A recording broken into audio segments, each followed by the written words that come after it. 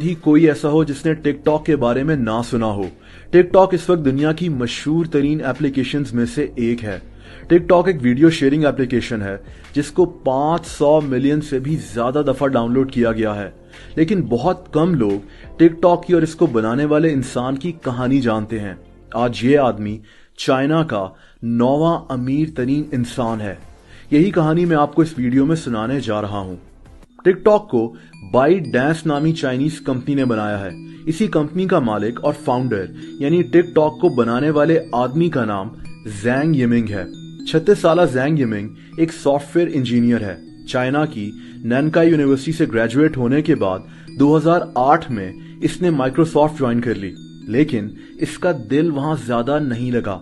जल्द ही इसने माइक्रोसॉफ्ट छोड़कर फैन4 नाम की एक नई कंपनी ज्वाइन की, लेकिन ये कंपनी चल नहीं सकी और ज़ैंग जॉबलेस हो गया। इसके बाद ज़ैंग ने 99fang.com नाम की अपनी एक नई कंपनी बनाई, लेकिन 2011 में एक आइडिया ने इसकी जिंदगी तब्दील कर दी।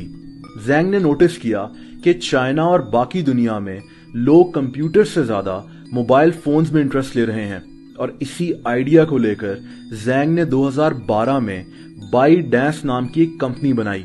यही वो कंपनी है जिसने आगे चलकर टिकटॉक को बनाया और ज़ैंग की जिंदगी हमेशा के लिए तब्दील हो गई।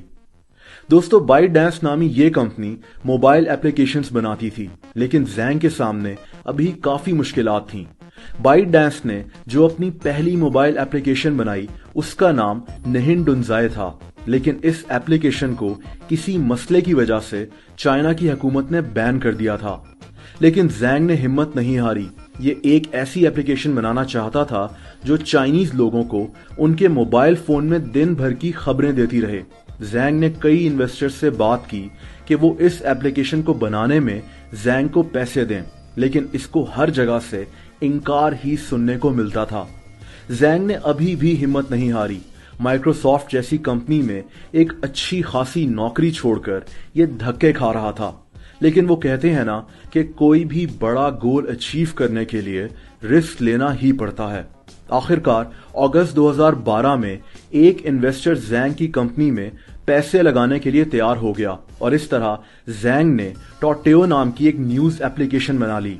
अगले 2 सालों में इस एप्लीकेशन को 1,30,00,000 लोग इस्तेमाल कर रहे थे और ज़ैंग को बहुत बड़ी कामयाबी मिल गई। दोस्तों, अब आते हैं टिकटॉक की तरफ।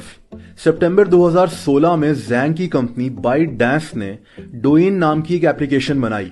ये एप्लीकेशन दरअसल टिकटॉक ही थी, जिसको चाइना में डोइन कहते हैं, और आज भी ये वहां इसी नाम से इस्तेमाल की जाती है।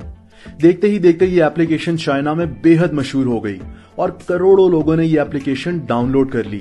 ज़ैंग ने अब सोचा कि क्यों ना इस एप्लीकेशन को पूरी दुनिया में फैलाया जाए, और फिर यही सोचकर इसने सितंबर 2017 में इसी एप्लीकेशन को टिकटॉक के नाम से दुनिया भर में लॉन्च कर दिया।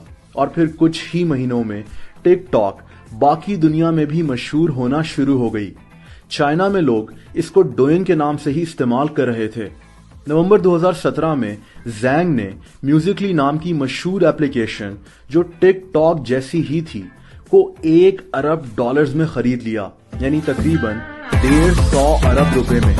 ज़ैंग ने टिकटॉक को म्यूजिकली के साथ मर्ज कर दिया, यानी अब दुनिया में टिकटॉक जैसी एप्लीकेशन का कोई बड़ा कंपटीशन नहीं था।